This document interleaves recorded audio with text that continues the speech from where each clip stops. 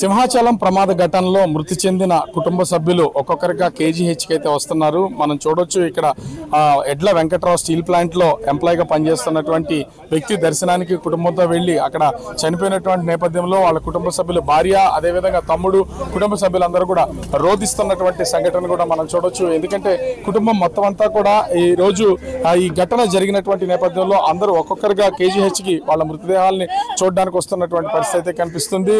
ఇక్కడ ప్రస్తుతం ఉన్నటువంటి ఫ్యామిలీ మెంబర్స్ కూడా సొమ్మసిల్లి పడిపోయినటువంటిది అయితే మనం చూడొచ్చు. ఎడ్ల వెంకట్రావు భార్య సొమ్మసిల్లి పడిపోయింది. ఆమెను కూడా కొంతవరకు మేల్కొల్పే ప్రయత్నం అయితే చేస్తున్నారు.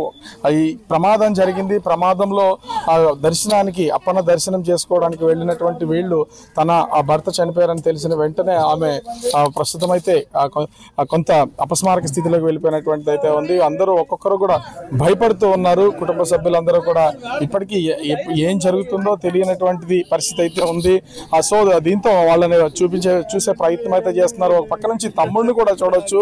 వాళ్ళ అన్న చనిపోయాడని తెలిసి రోధిస్తున్నటువంటిది కింద పడి మరి అతను వాళ్ళ అన్న లేరని కూడా రోధిస్తున్నటువంటిది అయితే చూడొచ్చు.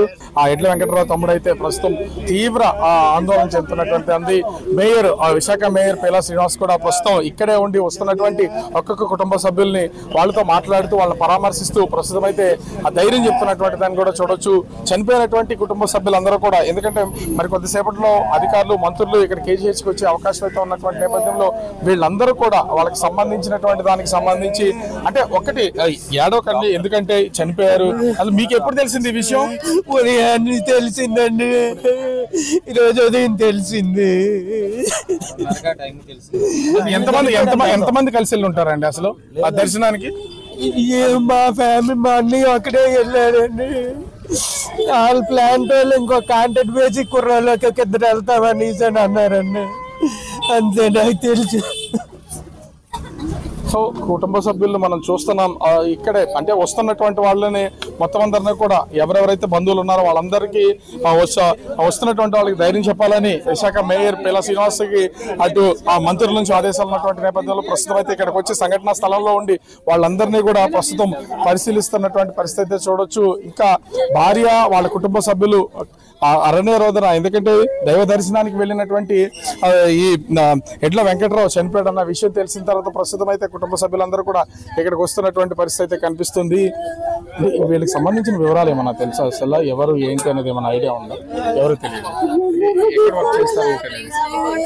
సో చనిపోయినటువంటి కుటుంబ సభ్యులు కూడా ప్రస్తుతం చనిపోయినటువంటి వ్యక్తి ఎడ్ల వెంకటరావు అని తెలిసినటువంటి నేపథ్యంలో ఇప్పటి వరకు కూడా వాళ్ళ మృతదేహాన్ని అయితే చూసినటువంటి పరిస్థితి అయితే లేదు. సో లోపలికి వెళ్ళి, మార్చరీ లోపలికి వెళ్ళి మృతదేహాన్ని చూసి ఐడెంటిఫై చేయాలి. సో విషయం తెలిసింది. కాంట్రాక్ట్ ఎంప్లాయీస్ తో కలిసి స్టీల్ ప్లాంట్ లో పనిచేస్తున్నటువంటి ఎడ్ల వెంకటరావు అప్పన్న దర్శనానికి అయితే వెళ్ళినట్టుగా తెలిసింది. అప్పన్న దర్శనంలో జరిగినటువంటి ఈ ప్రమాదంలో మృతి చెందారు. కుటుంబ సభ్యులు అయితే ఒక్కొక్కరిగా వస్తున్నారు. వాళ్ళు వచ్చి ఇంక్వెస్ట్ చేసిన తర్వాత ఖచ్చితంగా పోస్ట్ మార్టం నిర్వహించి మృతదేహాలని బంధువులకు అందిస్తామని చెప్తున్నటువంటి పరిస్థితి అయితే ఉంది. మరి అక్కడికి వెళ్ళిన తర్వాత కూడా హెడ్ ఇంజరీస్, ఫేస్ కూడా చాలా వరకు కనిపించకుండా, అంటే మొత్తం ఛిద్రమైపోయినాయి కొన్ని ముఖాలు అయితే ఉన్నాయి. వాటిని గుర్తిస్తేనే కానీ ఎవరో మృతదేహం ఏంటనేది తెలిసే అవకాశం అయితే లేదు. వాళ్ళకి వచ్చిన సమాచారం ప్రకారం ప్రస్తుతం కేజీహెచ్ దగ్గరికి అయితే వచ్చిన పరిస్థితి అయితే కనిపిస్తోంది. కెమెరామెన్ అజయ్ తో Raju, big TV, Visakhapatnam. For more videos like this, subscribe Big TV channel.